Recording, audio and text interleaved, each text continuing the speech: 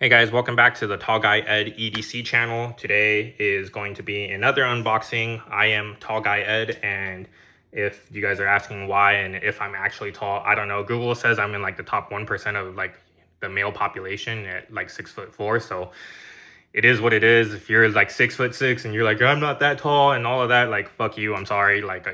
Google says I'm 1%, so or like 99%, so deal with it.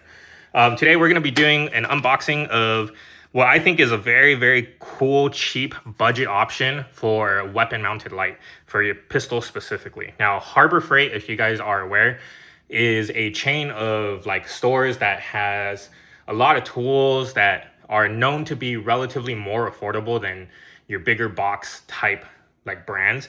But they came out with something, they own the brand called Braun, and they came out with a generic, basically replica of the Streamlight TLR-1. Now, it's either because the patent got like expired or they just found a way to kind of finagle the red tape of what copyright issues are for product design. But this is a tremendously affordable option compared to a TLR-1, which I have over here that we're going to be doing a comparison and an unboxing for later on. So stay tuned for that. But Braun came out with the weapon mounted light. It's 1,000 lumens like the original TLR-1. It comes compatible with most full-size and compact railed firearms. It's two pieces of CR123A battery, which come included with it with all the different rail mounts and a tool for it.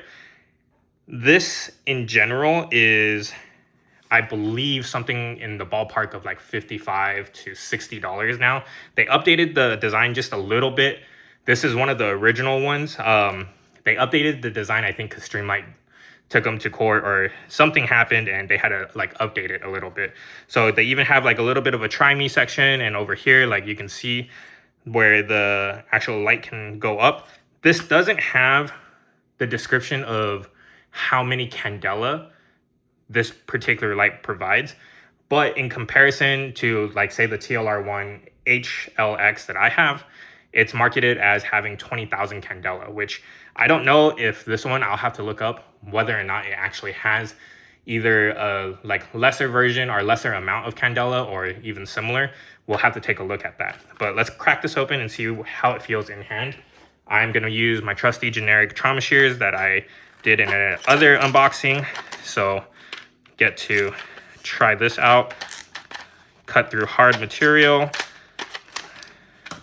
I should have probably talked about the back over here. Durable design, convenient rail system, high temperature shock mounted impact borosilicate glass, low profile, drop proof for 5 feet.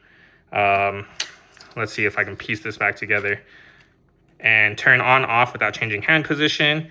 And it allows for easy attachment. It has 1,000 lumens, runtime of 1 hour and 30 minutes, and it throws up to 850 feet.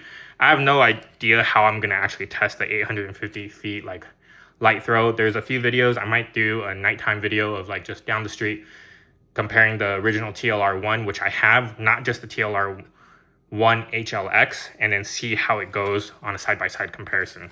But we'll get back to cracking this open really quick.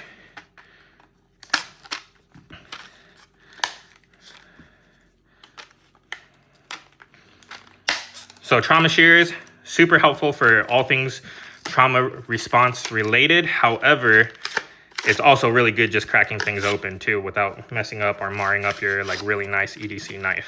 So, which we can get into like the ethics and discussions regarding whether or not you should carry a generic cheap pocket knife or you want something that is like time tested, like say a Benchmade, for example. All right, so turned that on already on accident right there. Let's clear all of this junk off. And this is what you get inside of the box. So you get additional screws, additional hex key over here, the big hex key for your rail mount, and then you have your different inserts. I think, yeah, this one is TSW 99, don't know what that is. The 1913 rail mount. This one is 92, I think this is a Beretta. And then the P320, which we're not going to talk about 320s right now. And this is the actual light unit itself. So it has the typical warning for like injury, lithium ion battery, hot, the direction of where you put the battery over here on each side, your overall switch activation, how you mount the actual, and this one is the Glock rail one already established, so that one's already kind of like pre-built, just hedging their bets on what typical like gun it's going to be going into. But I think it's really cool that they provide all the different rails to make sure that you have all the options available for you. I have seen on other videos where like the creator themselves actually took the original TLR-1, took this and like broke it all down and moved all the different parts amongst each other, and they're all relatively interchangeable. So if you like are one of those people that really want this authentic look but want something else and you want to switch to different parts, and you're particular about it, it actually works. So feel free how you want to switch it out. I just know that they are interchangeable.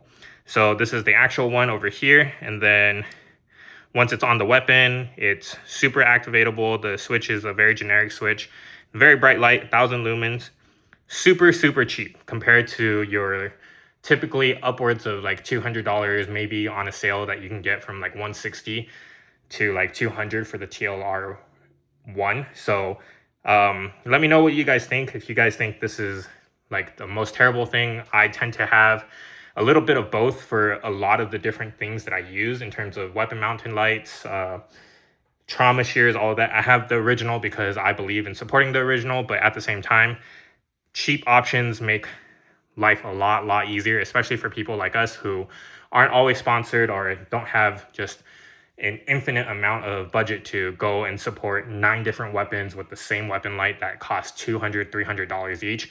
And this is already, like, Streamlight already is a fairly affordable light brand, but this one just makes it that much more so.